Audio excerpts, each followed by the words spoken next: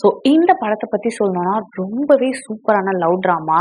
ஒரு லவ்ல வந்து எப்படிலாம் சாக்ரிஃபைஸ் பண்ணலாம், என்னலாம் பண்ணலான்றத அப்படியே வந்து ஒரு பார்த்தீங்கன்னா, ஒரு பீரியடலிக் மூவி அப்படி ஒரு ஃபேண்டஸியான ஒரு ஸ்டைல்ல காட்டியிருப்பாங்க. ஸோ வந்து இந்த படத்த பத்தி சொல்லணும்னா, ஒன் லைன்ல வந்து ஒரு பொண்ணு அவளோட காதலுக்காக என்னலாம் பண்றா அப்படின்ற மாரி. ஸோ நம்ம நாட்ல வந்து அப்படி ஒரு படத்த காட்டுனா, அத கொஞ்சம் ஒரு வேற மாரி தான் சொல்லுவாங்க. பட் அவ்வளோ சூப்பரா ஹாலிவுட்ல எடுத்திருப்பாங்க. ஆனா இந்த படத்துல அங்கங்க அதிகமாவே 18+ சீன்ஸ் வரும். இது வந்து ஒரு அடல்ட் மூவி. ஸோ இது வந்து ஸ்ட்ரிக்ட்லி A+ கன்டென்ட் அப்படின்றதால 18+ மேல இருக்கவங்க தான் இந்த படத்த பார்க்கணும். ஸோ நீங்க வேணா இந்த ஸ்டோரிய கேட்கும்போது உங்களுக்கு அவ்வளோ இன்ட்ரெஸ்ட்டா இருக்கும். அவ்வளோ அழகா அந்த லவ்வ காட்டியிருப்பாங்க. ஸோ இவ்வளோ சொல்றேன்ல, படத்தோட பேர் என்ன அப்படின்னு பார்த்தீங்கன்னா, so welcome to the show cine corner. So இன்னைக்கு நம்ம பார்க்க போற படம் என்ன அப்படின்னு பார்த்தீங்கன்னா, விஜய் ஐட்ஸ். ஸோ படத்தோட ஃபர்ஸ்ட் சீன்ல என்ன காமிப்பாங்கன்னா, ஒரு குட்டி பொண்ணு, ஒரு குட்டி பையன் 2 பேருமே வந்து வெளிய போயிருப்பாங்க. வெளிய போய் மழையில நனைஞ்சிருப்பாங்க. நனைஞ்சிட்டு வீட்டுக்கு வர்றதுக்குள்ள லேட் ஆயிடும். அந்த பொண்ணோட அப்பா வந்து பயங்கரமான ஒரு லூசு, அடிப்பாரு. லைக் இந்த கொடுமை பண்ணுவாங்கல்ல, அந்த மாதிரி அந்த பொண்ணுக்கு அம்மா இருக்க மாட்டாங்க. ஸோ அந்த பொண்ணு வந்து என்னாலதான் லேட் ஆச்சுன்னு சொல்லுவாரு. அவங்க அப்பா பர்த்டே வேற அன்னைக்கு. அவங்க அப்பா எல்லாத்தையும் ஃபுட்டெல்லாம் தூக்கி உடைப்பாரு. அவங்க வீட்டுல வந்து நிறைய சர்வெண்ட்லாம் இருப்பாங்க. ஸோ அப்ப அந்த பையன் என்ன சொல்லுவான், இல்ல அவளால கிடையாது என்னாலதான் அப்படின்னு சொல்லுவான். அந்த பையன் யாரு அப்படின்னு பாத்தீங்கன்னா, அவங்க அப்பா இருக்காரு இல்லையா, அந்த பொண்ணோட அப்பா, அது ஹீரோயின். அந்த குட்டி பொண்ணு பேர் கேத்தி.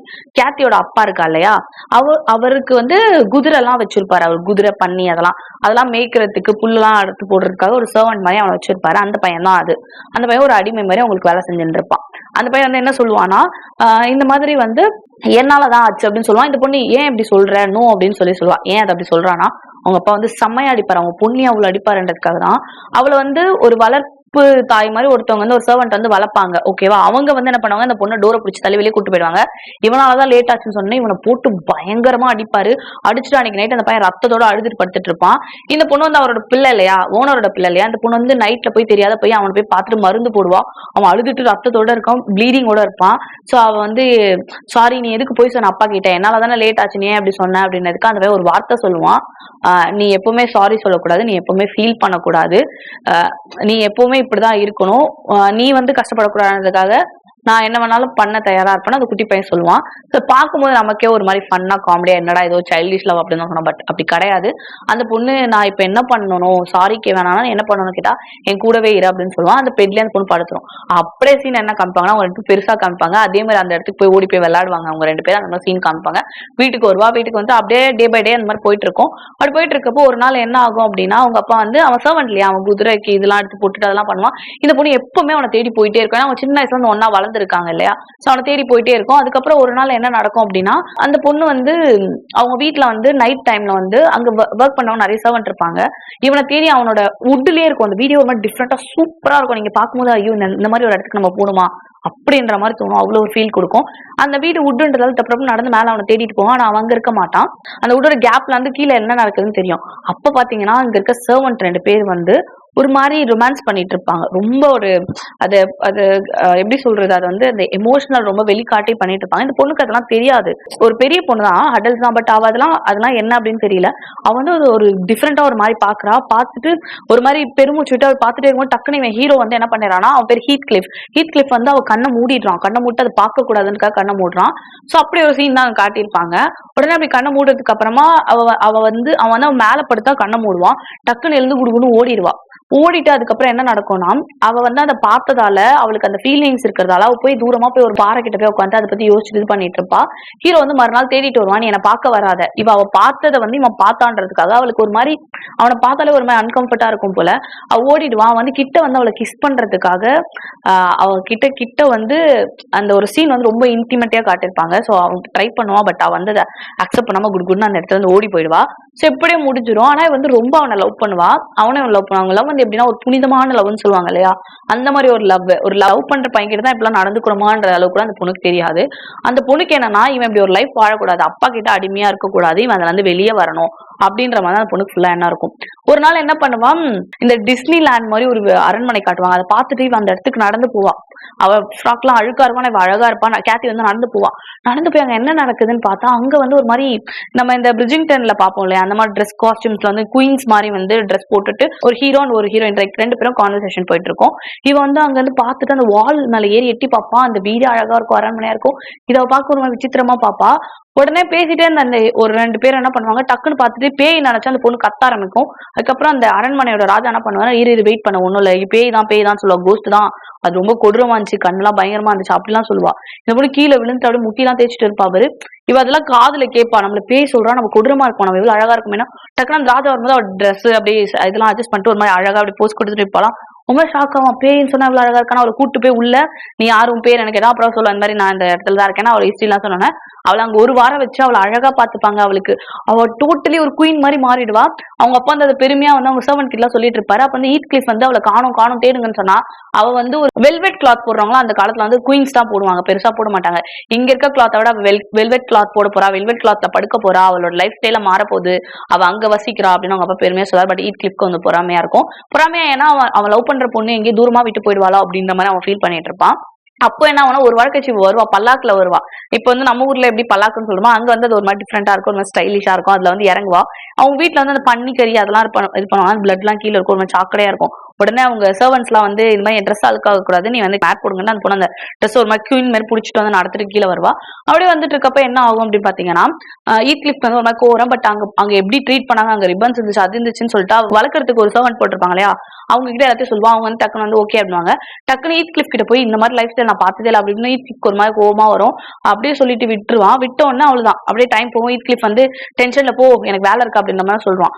அப்புறம் என்ன ஆகும்னா ஈக்லிஃப்க்கு என்னன்னா இவ இந்த பணம் காசு இந்த மாதிரி ஆடம்பரத்தை பார்த்துட்டு ஒரு மாதிரி பேசுறாளே அப்படின்னு இவ கேத்தி பிகாடே அதே சொல்லிட்டு அவன் யோசிப்பான். இந்த மாதிரி வந்து அந்த வளர்க்குறாங்களே அவங்க சொல்லுவாங்க, நீ வந்து இந்த மாதிரி போயிருக்க, அவர் பேர் வந்து எட்ஜ், அந்த அந்த அரசர் பேர், அவங்க வீட்டுல போய் தங்கி இருக்க, அவங்க வந்து உன்னை அப்படி பாத்துக்கிட்டாங்க சொல்ல. நாளைக்கு வந்து ஒரு பொண்ணு கேட்டானா என்ன பண்ணுவோம், லைஃப் ஸ்டைல் மாறல அப்படின்னு அவன அதெல்லாம் கேட்க மாட்டாங்க அப்படின்னு சொன்னோன்னே அவங்க அப்பாவுக்கு சீரியஸா ஆயிடும். இந்த பொண்ணு கேத்தியோட அப்பாக்கு. அதே மாதிரி அந்த அரண்மனை ராஜா வந்து பொண்ணு கேட்க வருவாரு.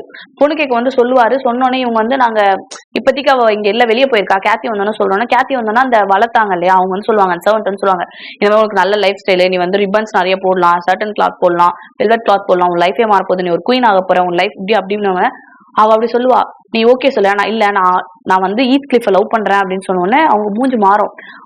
நீ என்ன இப்படி சொல்ற, நீ உங்க அப்பா கிட்ட இருந்து விடுதலை பெறலாம், இந்த மாதிரி ஒரு நரகத்துல நீ வாழ்ந்து இருக்க தேவையில்ல அவங்க வளர்க்குறவங்க சொல்லுவாங்க. அப்போ உடனே இவ சொல்லுவா, நான் ஈத் கிளிஃபை தான் லவ் பண்றேன், நான் ஈத் கிளிஃப்ல தான் வாழணும்னு நினைக்கிறேன், ஆனா நான் இப்ப வந்து எட்ஜை வந்து கல்யாணம் பண்ணிக்கிறேன், அந்த ராஜாவை கல்யாணம் பண்ணிக்கிறேன்னு சொல்லுவா. ஏன்னு கேட்டதுக்கு அந்த டைம்ல வந்து ஈத் கிளிஃப் இவளை தேடிட்டு வந்துட்டு இருப்பான். தேடிட்டு வந்துட்டு இருக்கும்போது இவ ஈத் கிளிஃபை தான் லவ் பண்றேன், என்னால ஈத் கிளிஃபை தாண்டி நினைக்க முடியாதுன்னு சொல்லும் போதெல்லாம் ஈத் கிளிஃப் வரமாட்டான்.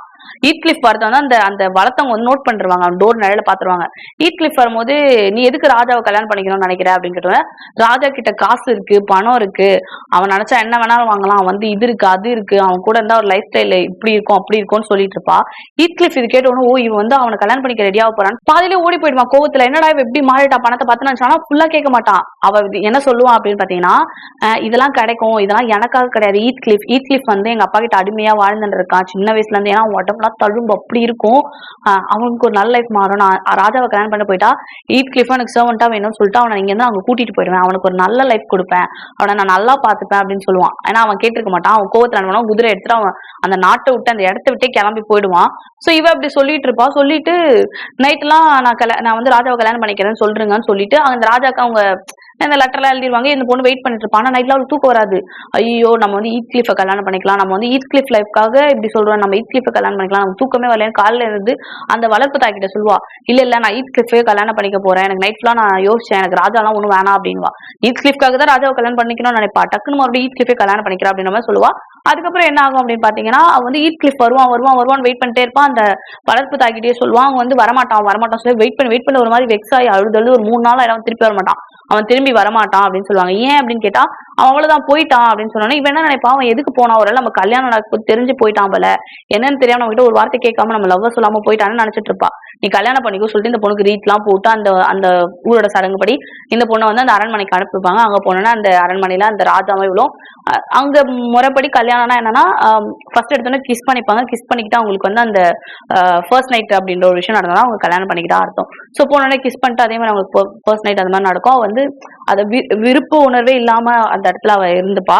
அப்புறம் ராஜாவனை கல்யாணம் பண்ணா அவள் தான் மறுநாள் வந்து அவ ராணி இல்லையா, ஸோ அவளுக்கு காலையில பார்த்தா தடல் படலா விருந்து.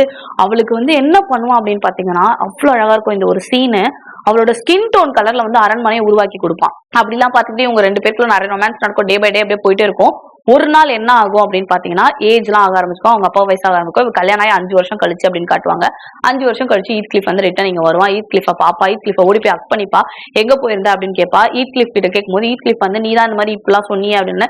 நீ அப்ப சொன்னது பாதி தான் கேட்டியே, நான் யாருக்காக இது சொன்னேன்றது உனக்கு சொல்லி எக்ஸ்பிளைன் பண்ண முடியாது அப்படின்ற சொல்லி அப்படியே ஒரு ஃபீல் பண்ணுவா. ஃபீல் பண்ணதுக்காக ஈத்க்லிஃப் வந்து இவளை இன்னமும் லவ் பண்ணுவான். ஈத்க்லிஃப் வந்து இவளை வெறுப்பேற்றதுக்காக அங்க இருக்க ஒரு பொண்ணை வந்து நான் கல்யாணம் பண்ணிக்க போறேன் அப்படிலாம் சொல்லுவேன். இவன் என்ன பண்ணுவான், அந்த பொண்ணையே போய் மிரட்டுவா, கத்திய வச்சு அந்த பொண்ணை அடிப்பா பயங்கரமா. ஃபைனலி என்ன பண்ணுவாங்க, இவன் நினைச்சுப்பான் இவன் நம்மளதான் லவ் பண்ணிருக்கா, ஏதோ ஒரு காரணத்தால ராஜாவை கல்யாணம் பண்ணிப்பான். ஆனா ஃபுல்லா ரிவீல் பண்ண மாட்டா. ஒரு கட்டத்தால் ரிவீல் பண்ணா. அப்புறம் டெய்லி ஈத்க்லிஃப் அவளை மீட் பண்ணிப்பாங்க. ஐ மீன் ராஜாவை கல்யாணம் பண்ணிருப்பா. 5 வருஷத்துக்கு அப்புறமா பிரெக்னன்ட்டும் ஆயிருப்பா, வயிற்றுல குழந்தை வச்சிருப்பா. குழந்தை வச்சதுக்கு அப்புறமா வந்து ஈத்க்லிஃப் கூட ஒரு இன்டிமேட்டான ஒரு ரிலேஷன்ஷிப்ல இருப்பா. லைக் வந்து அடிக்கடிக்கு டெய்லி அவளை போய் பாக்குறது, மீட் பண்றது, அவங்களுக்குள்ள இந்த ரிலேஷன்ஷிப் வந்து பயங்கரமா போயிட்டு இருக்கும். பயங்கரமா ரொமான்ஸ் வந்து இந்த படத்துல பீக்ல காட்டியிருப்பாங்க. சோ அந்த மாதிரி போயிருக்கும். சோ அப்படியே போயிட்டே இருக்கும்போது ஈத்க்லிஃப் ஒரு நாள் என்ன பண்ணுவானா, இந்த பிரெக்னன்டா இருக்கன்றத அவனுக்கு தெரிஞ்சிடும். யாரோட குழந்தை, என்னோடதான் இல்ல இல்ல இது வந்து அந்த எஜஸ் ஓடுது அப்படின்னு சொல்லும்போது, எப்படி எஜஸ் ஓடுதுன்னு சொல்ற அப்படின்னு கேட்கும்போது, இல்ல நீ வரதுக்கு முன்னாடி எனக்கு தெரியும் எஜஸ் ஓடுது தான் அப்படின்னு சொல்லிட்டு அவ சொல்லும்போது, சரி அந்த குழந்தை வேணாம் அப்படின்னு சொல்லி செல்ஃபிஷா பேசும்போது, அப்படிலாம் நீ பேசாதான்னு சொல்லி சண்டை போட்டு நீ போ, இதுக்கப்புறம் இந்த அரண்மனை வெளியே போகோ அப்படின்னு சொல்லிடுவா. அவன் வந்து நினைச்சு ஃபீல் பண்ணிட்டு இருப்பான். அதுக்கப்புறம் உடனே என்ன பண்ணா, இவ்வளவு வெறுப்பதுக்காக இங்க அரண்மனையில இருக்க ஒரு பொண்ணை கல்யாணம் பண்ணிப்பான். ரெஜிஸ்டர் மேரேஜ், அந்த ஊர் படி ரெஜிஸ்டர் மேரேஜ் பண்ணி அந்த பொண்ணு அவன் எடுத்து கூட்டு போயிடுவான். குதிரையில கூட்டு போயிட்ட பிறகு இவன் என்ன பண்ணுவான், ஃபீல் பண்ணுவான். அவன் போயிட்டானே சொல்லிட்டு ஃபீல் பண்ணிட்டே இருப்பா. அழுது ஈத்க்லிஃப் போயிட்டான்னு சொல்லி இவன் ஹஸ்பண்டுக்கு இவங்க ராங் ரிலேஷன்ஷிப்ல இருக்க தெரிஞ்சிச்சோ வார்ன் பண்ணுவான். வார்ன் பண்ணி வீட்டுக்குள்ளேயே இருக்க வச்சிருவான். சோ இவ அப்படியே வீட்டுக்குள்ளேயே இருந்து ஈத்க்லிஃப் அவ்வளவு லவ் பண்ணுவா.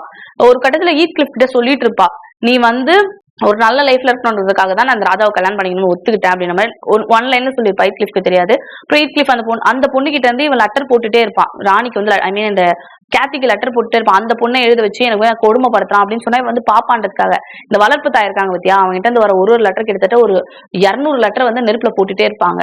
சோ கடைசி வரைக்கும் இவளுக்கு அந்த லெட்டர் போவாது. இவன் வந்து ஈத்க்லிஃப் வந்தானா கேட்டிருப்பா. அந்த அளவுக்கு அந்த பையன் அதை லவ் பண்ணுவா. அவ புருஷனை தாண்டி புருஷன் வந்து அவ லவ் பண்றது தெரிஞ்சு இந்த பொண்ணு இப்படி இருக்காதுன்னு சொல்லிட்டு அவன் போக்குக்கு விட்டுருவான். பிரெக்னன்டா இருப்பா, 3 நாள் சாப்பிட மாட்டா. அவளை வந்து கெஞ்சிட்டே இருப்பாங்க. இவன் வந்து கூட்டு போன பேர் வந்து அந்த பொண்ணு கூட்டு போய் கல்யாணம் பண்ணிக்கலாம். அந்த பொண்ணோட பேர் வந்து நெல்லி. அவதான் என்னோட எனிமி சொல்லிட்டா. உடம்பு ஃபுல்லா நெல்லி நெல்லி நெல்லின்னுட்டு ஒரு பின்னாலே குச்சி குச்சி ரத்தத்துல எழுதி வச்சிருப்பா. அதை பார்த்தாலே ஒரு மாதிரி கொடுமையா இருக்கும். அதுக்கப்புறம் அந்த பொண்ணே சாவர நிலைமைக்கு போயிடுவா கேத்தி. அதுக்கப்புறம் அவ செத்தே போயிடுவா, சாப்பிடாம இருந்து அவனை நினைச்சு கடைசியா ஈத்க்லிஃப்க்கு அந்த தகவலை அந்த வளர்ப்பு தாய் தான் சொல்லுவாங்க. அந்த வளர்ப்பு தாயாலதான் இந்த இவ்வளவு நடக்கும். சோ ஈத்க்லிஃப் வருவான். அதுல அந்த பொண்ணு வந்து இறந்த நிலையில, அதுவும் அவளோட குழந்தை வந்து மிஸ்கேரேஜ் ஆகி அந்த இடத்துல பிளட் எல்லாம் போய் ஒரு மாதிரி பயங்கரமா கட்டியிருப்பாங்க. அவ இறந்தது கூட தெரியாம ஈத்க்லிஃப் வந்து அவளை கட்டி பிடிச்சி அவன் ஹஸ்பண்டே சொல்லுவான், என்னை மன்னிச்சிடு அப்படின்னு சாரின்னு சொல்லுவான். இவன் உள்ள போவான். அந்த சீன் காட்டுவாங்க பாருங்க. அந்த சீன்ல வந்து அந்த பொண்ணு அப்படியே இறந்து போயிருப்பா. அப்படியே சின்ன வயசுல வந்து அவங்க 2 பேர் படுத்திருப்பாங்க இல்லையா, அந்த பெட்டும் இவன் பக்கத்துல அதே மாதிரி அவ பக்கத்துல படுத்து அவளை கட்டி பிடிச்சிப்பான். சோ அதோட இந்த படத்தோட சீனே முடிப்பாங்க. சோ இந்த மாதிரியான சூப்பரான படம் எல்லாம் பார்க்கணும்னு நினைச்சீங்கன்னா மறக்காம நம்ம சினி கார்னரை சப்ஸ்கிரைப் பண்ணிடுங்க. Tata bye by.